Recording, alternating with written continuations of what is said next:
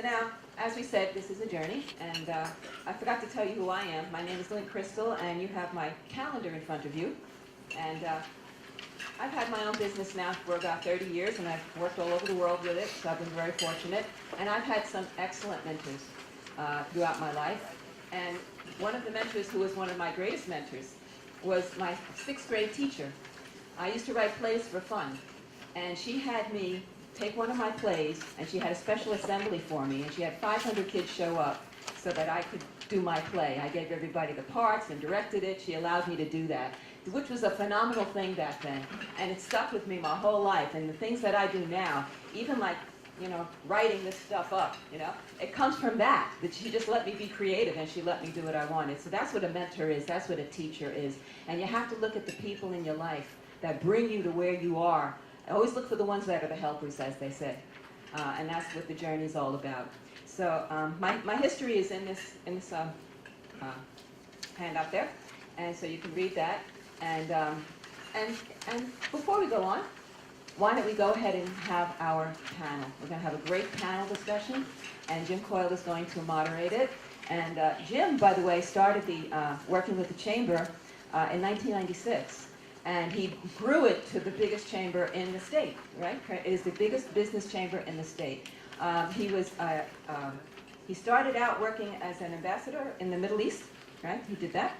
And he's trained as an economist. And he's had a business in Singapore. He's been all over the place. I mean, he just did everything. And he gave all that up to become the master of this chamber and also to make sure his 2 sons would be successful, because he knows that they needed him, and it worked out. They're doing just fine. So we have, as I said, Jim will introduce our panelists. He'll tell you more about them. And as you already met, we have Mary Baker, and we have Anita Zinmeister, and we have Len. What's the last name? Harris. Len Harris. I know this guy. He's on the committee. I know you. I knew that. Okay, let's give them a hand. Our panel. Have a good time.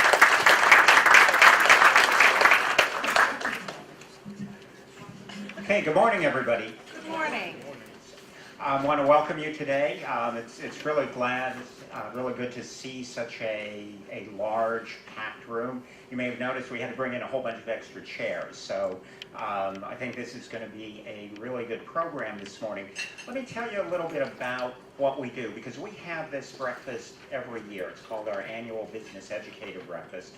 And really the purpose of it is to give educators an idea of what's going on out in the workplace, what their students are going to need to become active members of the workforce. And frankly, when you look at education, most education prepares you for the next stage of education, as opposed to preparing you for life. And so what we're doing here is bringing out some of those things that you're going to need to know about life. This is the first year that we've brought in a lot of students. So usually we really focus in on your guidance counselors, your teachers, but this year we thought, rather than filtering our message through your teachers, we would try to give it to you directly. And so we're really glad to see so many young people here. Now, the topic this morning, as Len said, is about networks, networking, mentorship. And the reason that we pick that is actually because of a bad experience that we have been having. So every year, the Gateway Chamber gives out about 20 scholarships. And we give those scholarships to young people who are going to pursue technical, career-oriented education. So, we'll help somebody who wants to get a certification to become a welder or a truck driver or a cosmetologist, or get a nursing degree or an accounting degree. Now, as part of that scholarship program, we also assign a mentor to each recipient. And that mentor is there to help the young person through their education and to help them enter into the workplace. And hopefully actually establish a lifetime relationship where someone who is senior in the business community is there to help the young person. So, sounds like a great idea, doesn't it? Well, we have been terribly unsuccessful in doing that. Our scholarship recipients don't understand what having a mentor is, what that can give to them. And so in 95% of the cases, the young people who have been awarded the scholarships never bother to get in contact with their mentors. And, you know, it's like somebody is giving you something worth tens of thousands of dollars, and you're just walking away from it. And as we discussed this on the Education Committee, we came to the realization that a lot of young people, and frankly, a lot of adults, don't understand what a network is, what a mentor is, how you get them, and how you take advantage of them. So today we pulled together a panel, and we're going to talk about that. We're going to talk about those issues. So we have 3 people on the panel, and all of them have terrific networks. They have tremendous networking skills, and all of them have been mentors and used mentors throughout their career. So I'm going to introduce first Mary Baker from Baker Tax and Accounting.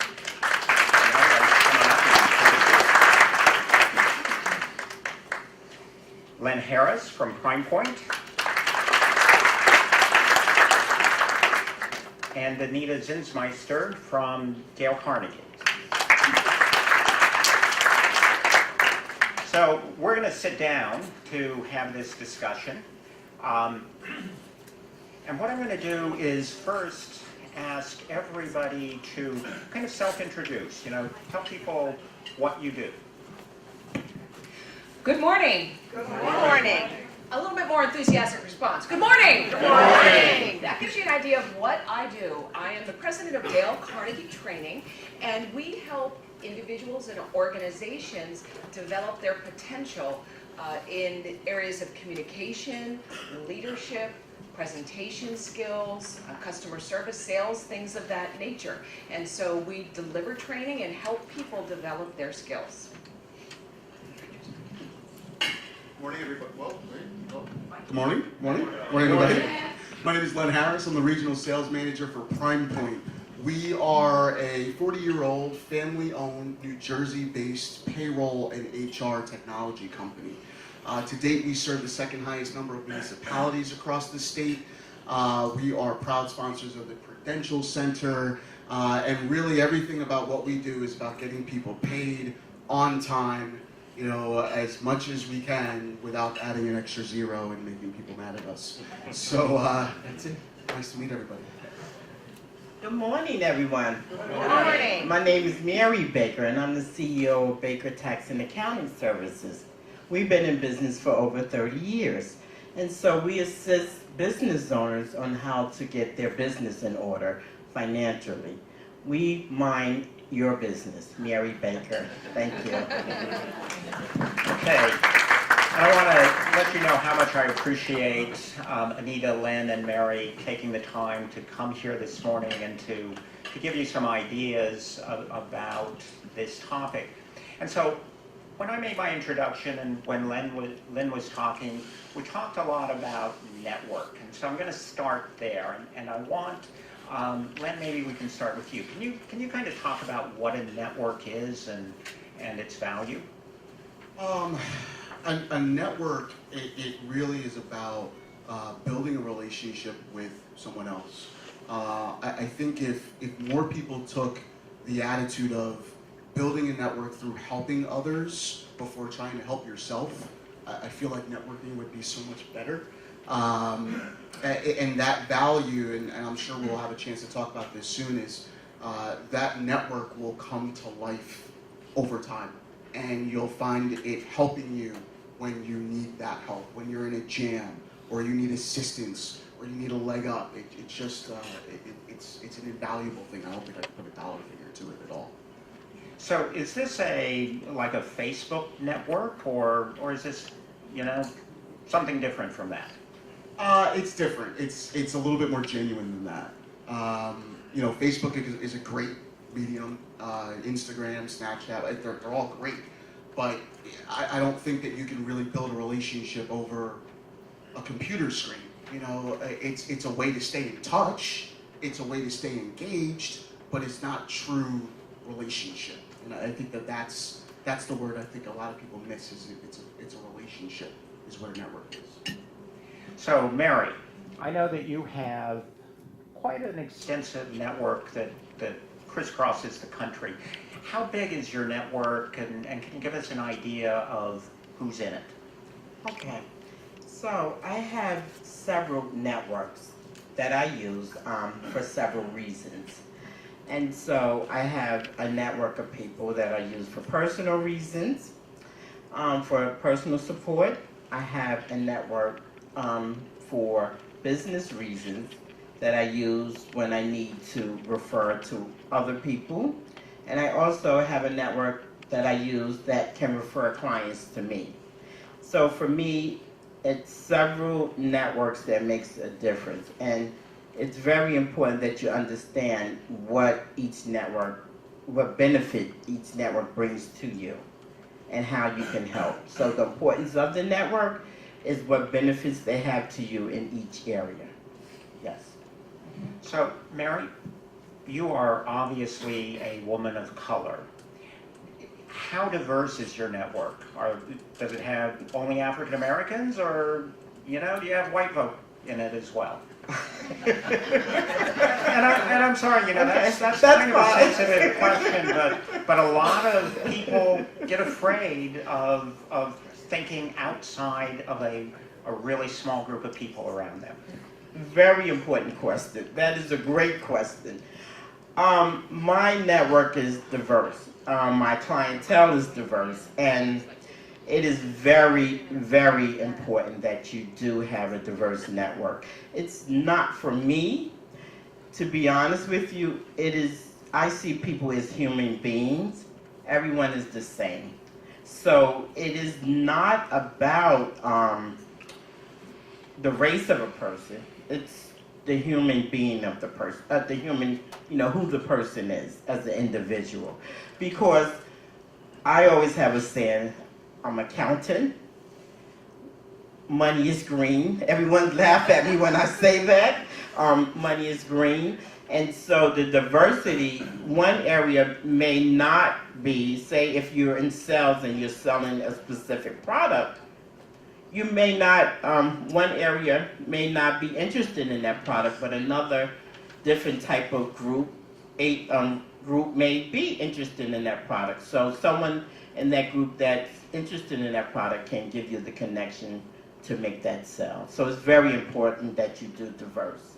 Just, open your mind and not just stay in the box. You have to come out of the box and network with all people because everyone is human. It's very important. Thank you. So, Anita, can you tell us a little bit about your network and how you've been able to use it to further what you do? Sure.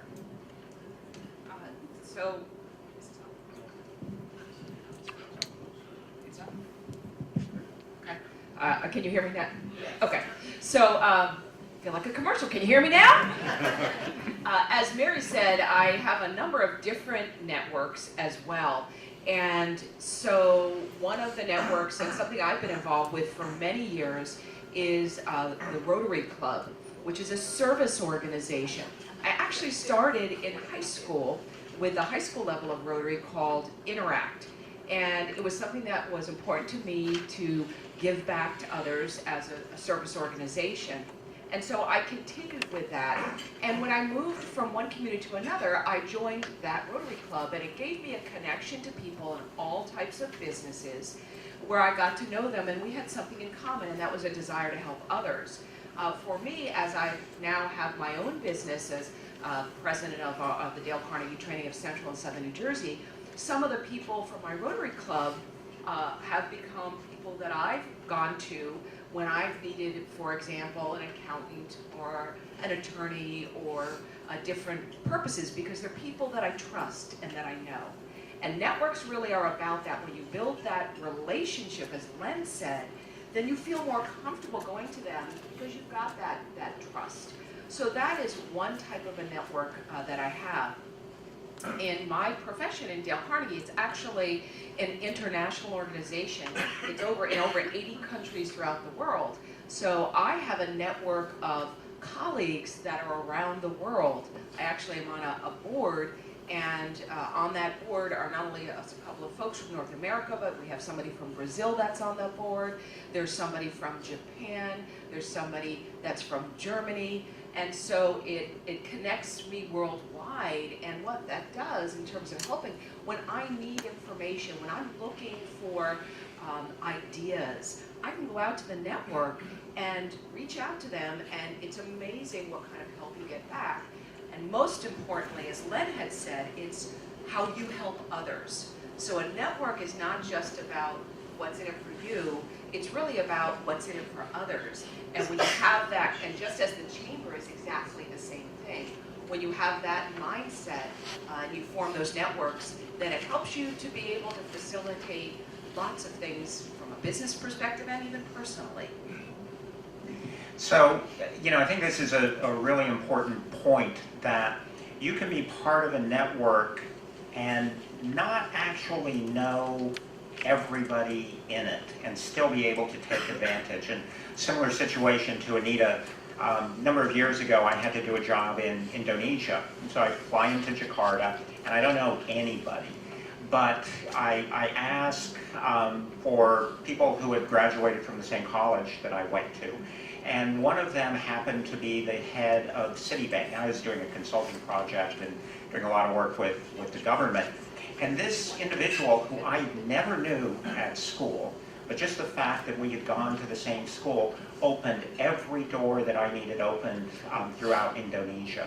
So, you can look at not only individuals, but organizations as really being part of your network.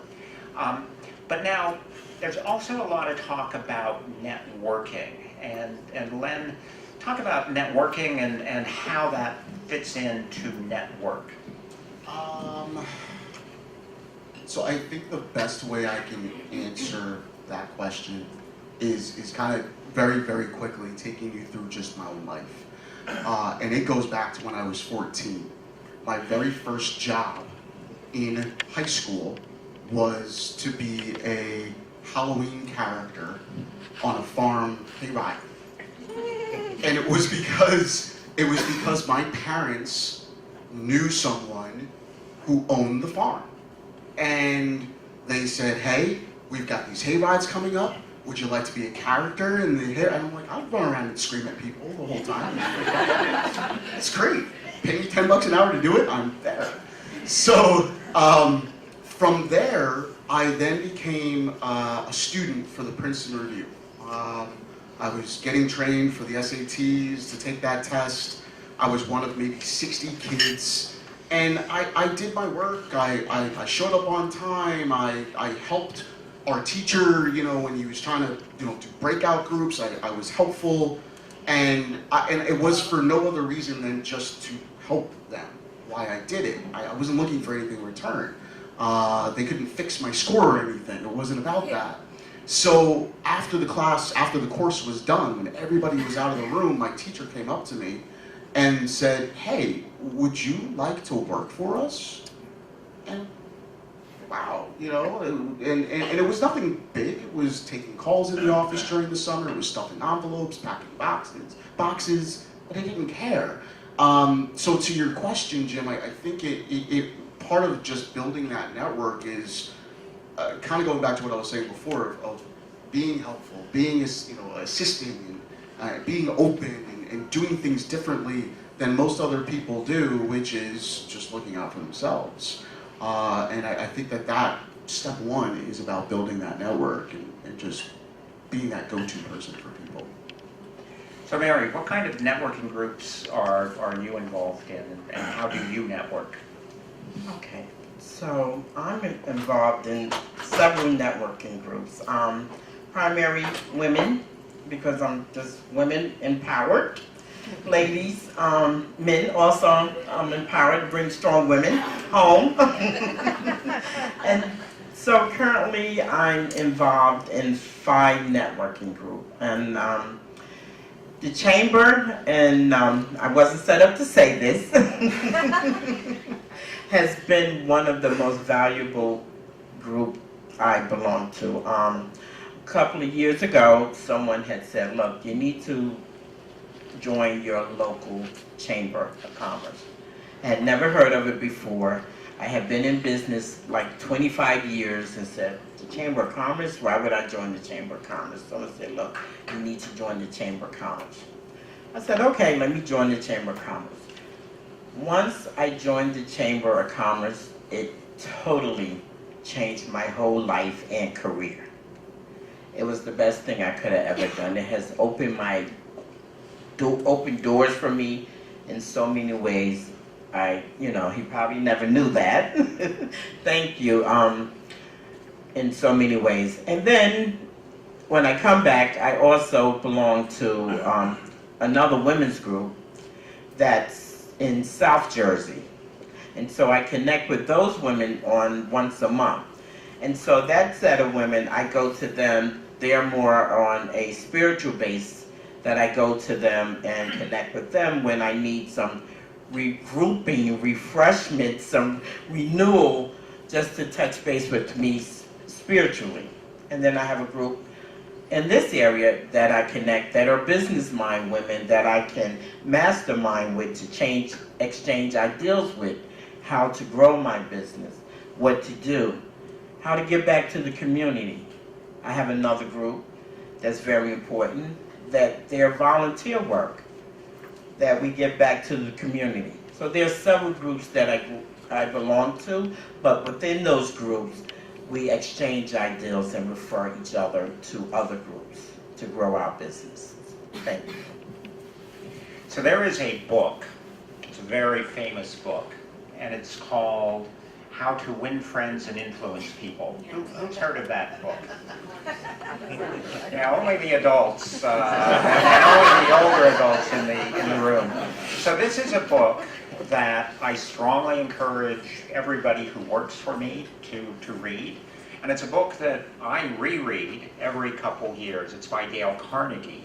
And so, Anita, why don't you talk about some of the skills that Dale Carnegie talked about for networking, and how you network efficiently and effectively to build your network.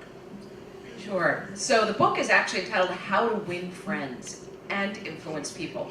And it's purposely titled that way because in order to influence anyone, whether at home you want to influence your parents to let you go out in the evening, or you want to have anything at all, you first have to sort of win friends. You have to build that relationship. Dale Carnegie talked about in the book 30 human relations principles to get better results from others. And the first 9 principles are all about building a stronger relationship. So it's things like don't criticize, condemn, and complain. Nobody likes to be around people who are always complaining.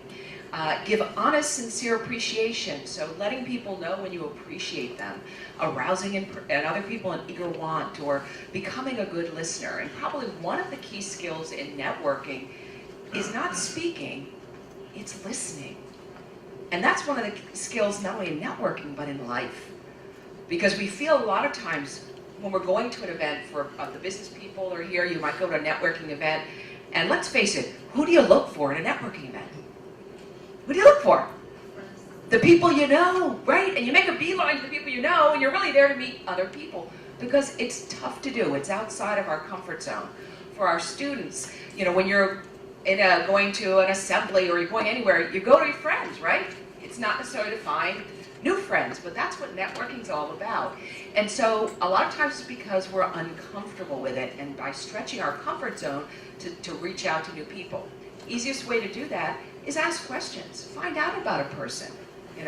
Whether it's, what are some of their goals, what are they involved in, for those of our students, what clubs or sports are they into, what do they like, for our business partners here, finding about their background, how they get in their line of work. If you ask questions and you become a good listener, not to thinking to respond, but really to learn about somebody else with genuine interest, one of those key principles, become genuinely interested in other people, he said.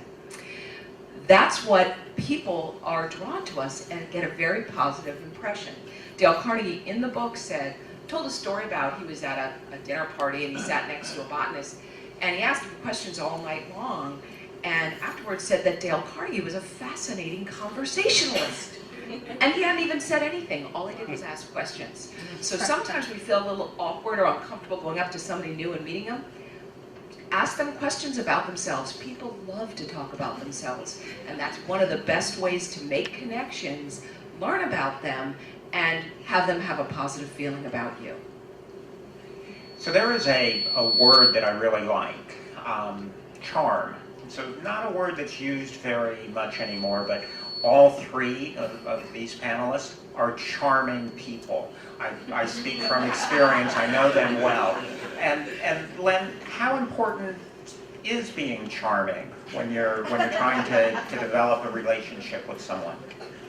I can't remember the last time I've referred a jerk. I guess that's the only way I like it. I think that there's a saying that's out there that people refer who they like, who they know, and who they trust.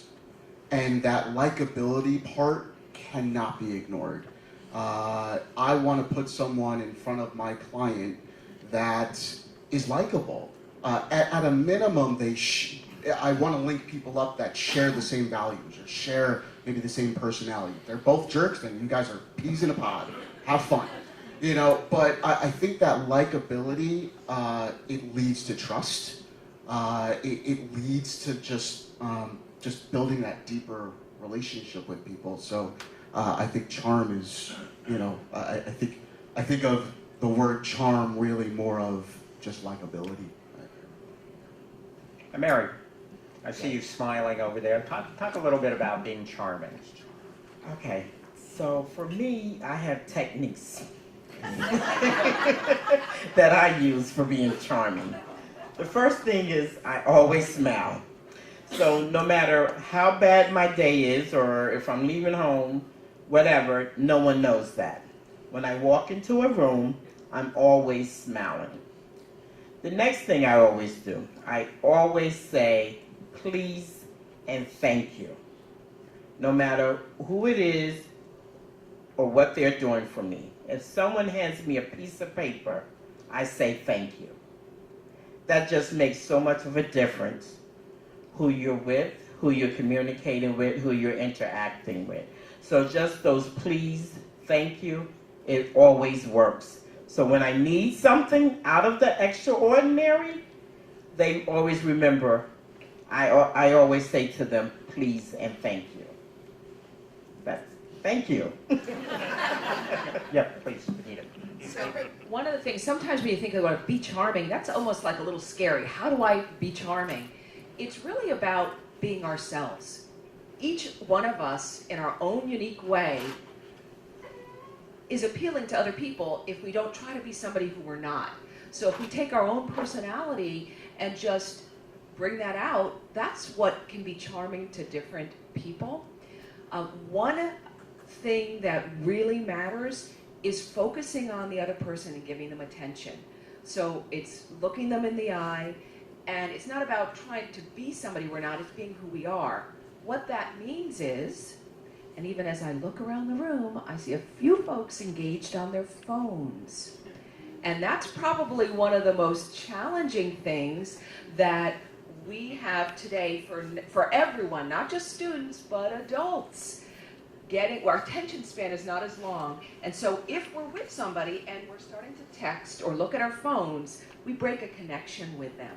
So if we want to connect with others and network, it's about putting that away, maybe even turning it off, and staying focused on the other person and being ourselves. And that to me is what charming is about. So let's segue into mentors. And Len, have you had any mentors, role models in your life? I have a bunch. my first vice president of sales at my first sales job was really someone who took me under his wing. He taught me the ropes. We got personal. He knew things about me that no one else knew. I knew things about him that no one else knew. Another mentor I had was Dr. Gerald Klein. Dr. Gerald Klein was my management and operations professor at Rider University. He spent 25 years with Bristol Myers Squibb, which, if you know, sometimes in higher education, not a lot of people are coming from the private sector. They're just career educators, which there's nothing wrong with that, but sometimes you just get mired in research instead of application. And he was an application guy. So everything in terms of how to manage people, how to build relationships, how to collaborate. Collaborative learning is just, I learned about that 15 years ago, and now all of a sudden people are talking about it like it's the newest thing. Collaborative learning, he was big with that. So he just brought those life experiences that I couldn't pay enough for, or at least my parents couldn't pay enough for. And I think, a couple other people in my sales career, Keith Gilman, Harry Crowther. Harry Crowther, as a matter of fact, was huge because he and I just had a similar personality. And go figure, 15 years later in our relationship, his wife is now my wife's mentor. So you talk about network, and we just stayed in connection, and our kids love each other, we love each other, so it's equal fast. And Mary, tell us about some of your mentors. Well, my first mentor, believe it or not, is one of my high school teachers. I was a little erratic in high school, a little different. And this specific teacher, Mr. Boyette, he actually saw something in me that no one else saw. And so he pretty much pulled me aside and said, okay, take this energy and place it someplace positive. So he actually would take me and sit me in front of the classroom and have me do all of his work. And with that, it just taught me the skills of just being patient, start to be focused, and as I went along, he just showed me the ways of what to do and how to concentrate on what I needed to do. That was my first mentor in my life. My second mentor, believe it or not, is my mom. And not to be emotional about this, sometimes we tend to forget about what our parents are teaching us. And parents didn't set me up, some of you students in here, your parents didn't set me up. My mom was definitely my mentor. As a woman, she was a strong woman, she was a hard-working woman, and she always reminded me each day to go out there and fight for what you want. Do not back up, continue to fight, believe in yourself and be yourself. It was very important that believe in who you are. What Mr. Nita said, it's important to be who you are. Never let anyone take that away from you. And my third mentor, and he didn't set me up, I thought I would be retiring soon one day, but Mr. Jim Croyle, he's actually is teaching me now a whole different path in my career that I didn't think I would go. And so he's one of my mentors. So that's just to teach you that you're always learning. It's never, you never stop learning as you go. Thank you. So I did not know that I was Mary's mentor because actually she's my mentor as well. But I think this raises a really good point. And Anita, does a mentorship have to be a formal program where you go to work for a company and you're assigned someone, or can you just kind of pick a person and learn from them and they don't even know that you're teaching?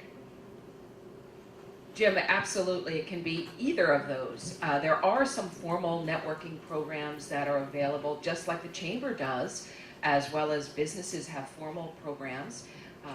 I myself was involved with a formal program where I was a mentor through the Boys and Girls Club to help prepare them for a presentation they do. And I just saw the person that I mentored 2 days ago. I didn't even know that he was involved, and we had given him a scholarship to a Dale Carnegie program, and he came back to help coach. So I've been involved in formal ones, but probably more networking happens informally than does formally.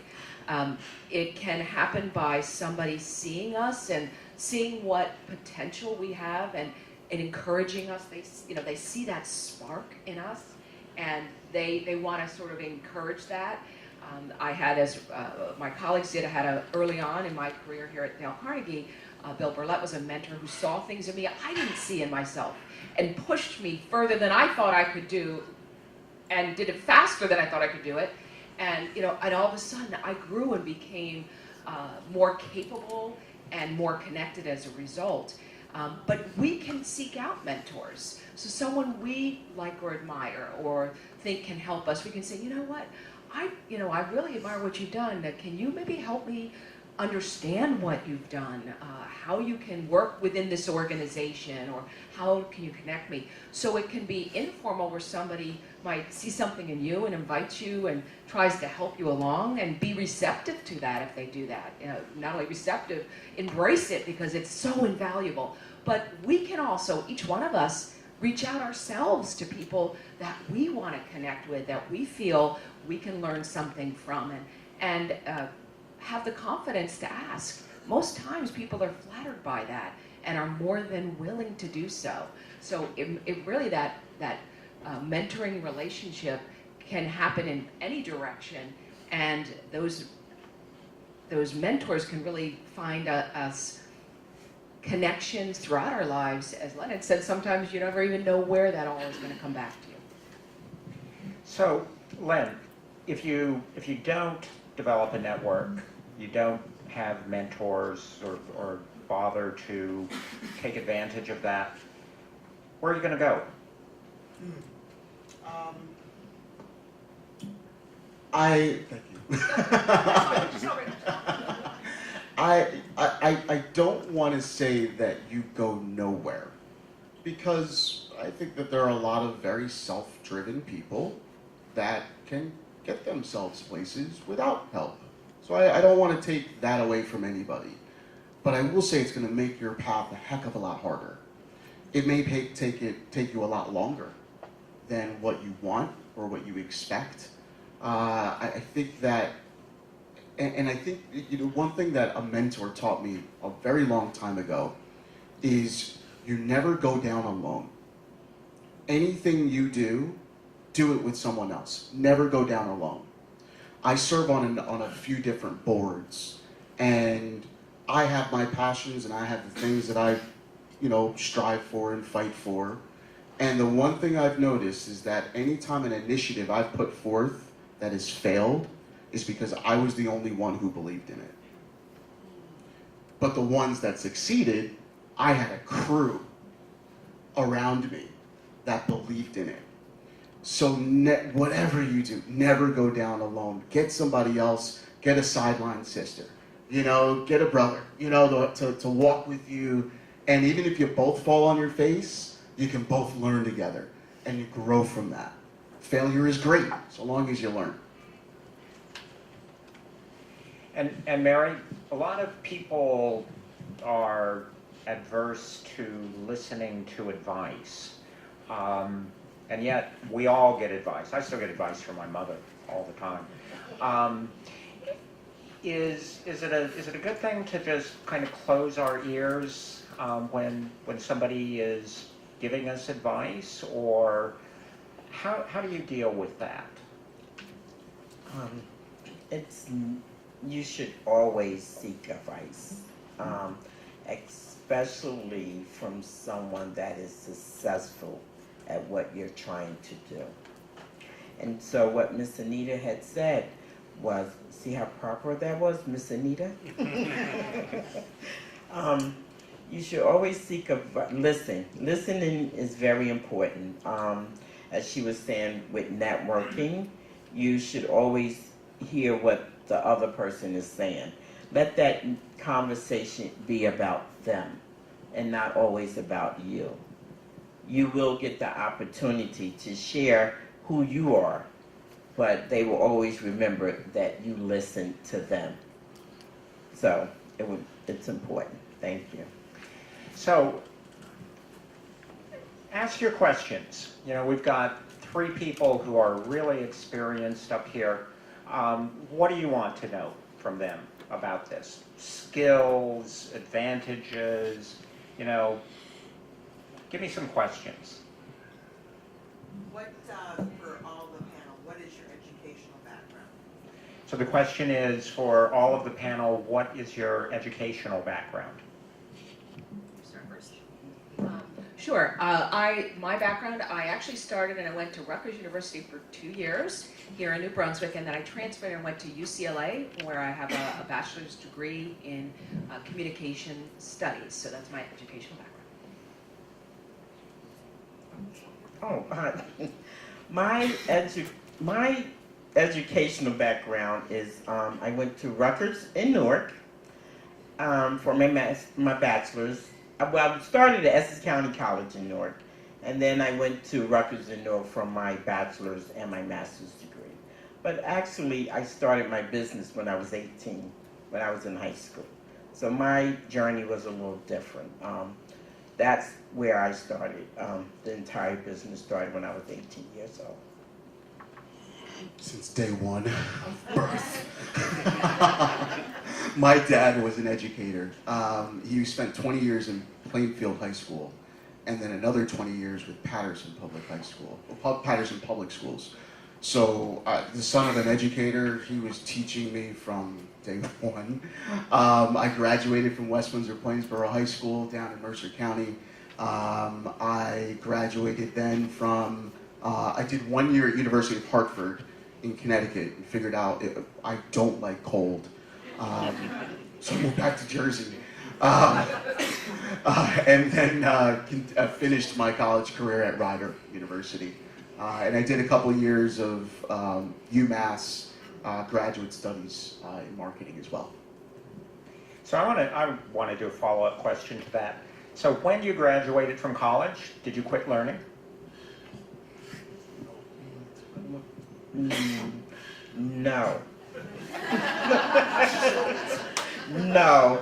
Each and every day I'm learning. I'm learning more of how to network. I'm learning how to run a business. So each and every day I learn something new. And I'm always reading. I just read. Everywhere I go, I have a book. So no, every day I'm learning. Yeah, definitely did not stop learning. Part of what we do in the training field is we train others, but in order to become a trainer, you have to go through an extensive certification process and to get certified in every single program that we offer. So it is extremely intense and a lot of learning. Not all learning, though, is formal. So we can learn in a lot of different ways. As Mary said, it's whether it's reading, whether it's going online, there's lots of different types of continuing education. And if you're not learning and growing, you're dying. You're going the other way. So that willingness to learn, and that may come from a mentor, it may come from a formal program, or it may be just different certifications, but that ability to continue to always learn and grow is really important. Yeah, I think one of the groups of people, this is going to sound weird, one of the groups of people I've found that I learn a lot from are not necessarily people who are successful. It's from people who have failed, people who are not doing well, because those are the things I don't want to do. You know, and asking them questions, well, why didn't this work? And why didn't that, pan out the way you wanted?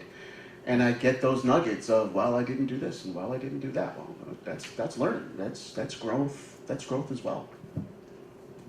So I'm sorry, but I just thought of another question that I want to ask. And No, I'm supposed to be letting you do this, but I don't see people jumping up and lots of hands raised. But I want to know, do you use these same skills in your family life?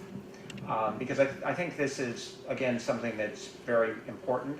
I know all three of these panelists have been married for a long time, and they have really strong families. And so I just want to know, are you able to take these things and not only make your career better, but to make your life better?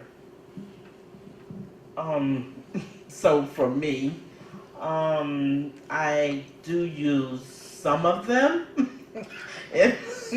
in my family life. Actually, with me, my husband, we are high school sweethearts. So we grown together, and so with that, we learn each other, and so we understand each other. So most of the time, I do, and he does use it. We use it every day. Yes. Yeah, I would say the skills of networking and developing networks is really about people. It's people skills and that ability to connect with others. And so, as Jim mentioned, the book, How to Win Friends and Influence People. And for the students out there, get that book and read it. It is lifelong learning. It's one of the best, if you Google it, one of the best books ever written in terms of popularity. It's the skills that you learn in relating to others is really critical, and it absolutely translates to your personal life. We have a lot of folks that go through our training that do it for their organizations, but the thing they'll say is they get the most from it is improved a relationship with their spouse or with their children. We actually have a teenage program that we do, and for so many of the teens that go through it, it improves their relationships with their family. So the skills of how to deal with other people and remain calm and approach it in a good way, they don't always work. I can tell you the people that I'm most challenged with are my own family. I have twin sons that are 25 years old, and they're probably the biggest challenge in terms of using these skills, and they with me. But these skills absolutely translate in all aspects of life. Yeah. So, other questions? Good morning. Good morning. Good morning. My name is Alejandro Zapata. I belong to Jose Academy from Elizabeth High School. My question is, in a relationship, there is limits and there's things that one person wouldn't do for another. So my question is, what is the limits or the things that a mentor will never agree to do for the person who's trying to help? It's a little deep for 9 o'clock in the morning. It's probably a softball or something. Wow. What limits? I think one of the limits that my mentors have done with me is never answering the question for me. They'll guide me, they'll give me some direction, but to do this or to do that, that's where they cut things off. They kind of led this horse to the water. Now it's my turn. And I think that's been really valuable because sometimes I take their advice and I make the wrong decision, and I learn from that. Or I take the advice and I make the right decision, and I learn from that too. So,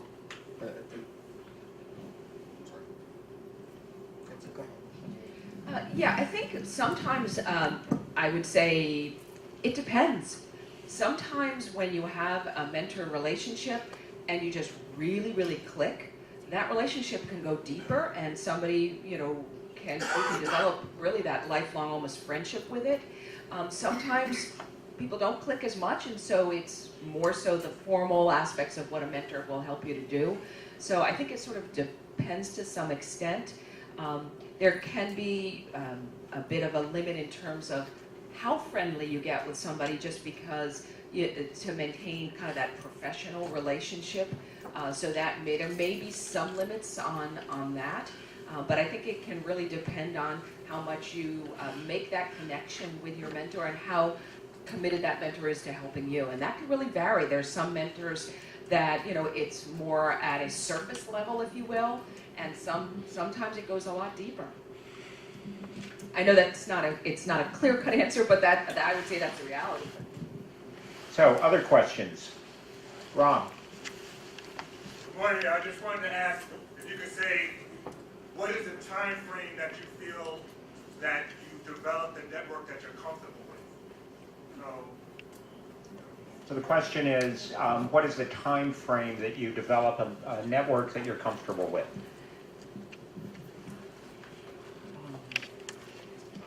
For me, it's not a time frame. It can be a network for a lifetime. So let's say, for example, I was a member of the book club in high school. So those are friends or people that I am still friends with from that book club from high school, that they may eventually become, or I may eventually be able to help them in life in some type of way. It could be career-wise, decision, making decisions. So there isn't a time frame. It's everlasting for me, because I never know when I need to go back or they need to come back to me. So once I connect with someone, I look at something forever. So we have time for one more question. Yes.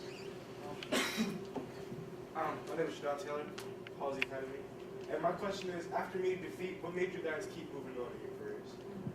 So the question is, after you have experienced a defeat, what keeps you moving on in your career?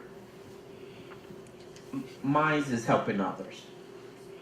My whole motive of my whole career, doing what I do, my fulfillment for me is helping others in the way I do.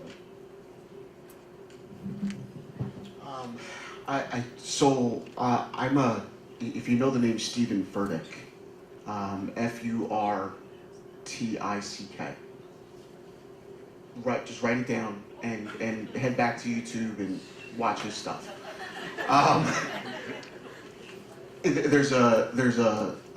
It's spiritual, so don't get thrown by that. But he talks about doing things again. That if you've marched 6 laps and still the walls won't fall, take another lap. You're closer than you think you are. You're closer than you've ever walked, than you've ever been before. So as a sales professional, I fail every day.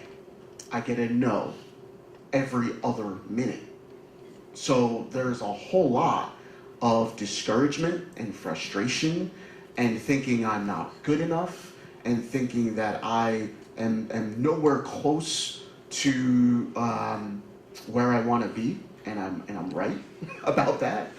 But knowing that once you're just that step closer, you're just one more block away, and if you just stay focused and fix your eyes like flint with determination that you're gonna get to where you want to be, nothing can stop you. It's really all about attitude. The success in life is about attitude. They've done a lot of studies, and Dale Carnegie did one on what makes a person successful in their career. And what they found is that 85% of a person's career success has to do with their attitudes and the skills they have, not their knowledge. It doesn't mean that knowledge is not important. Knowledge is the ticket into the game, but it alone won't help you to be successful. And the challenges I know that I've had in my life, and I've had a lot, and some defeats, have been the things that I have learned from, that have helped me grow, that has made me stronger, that has made me confident. But without the attitude that I wasn't going to let it beat me, it could have gone the other way. And those defeats could have limited me. If you talk about limitations, it could have put my self-limits. For me, the kind of person that I am, every time I have a challenge, yeah, you have a moment, you're set back, you have to deal with that, but then use it to spur you on to the next thing.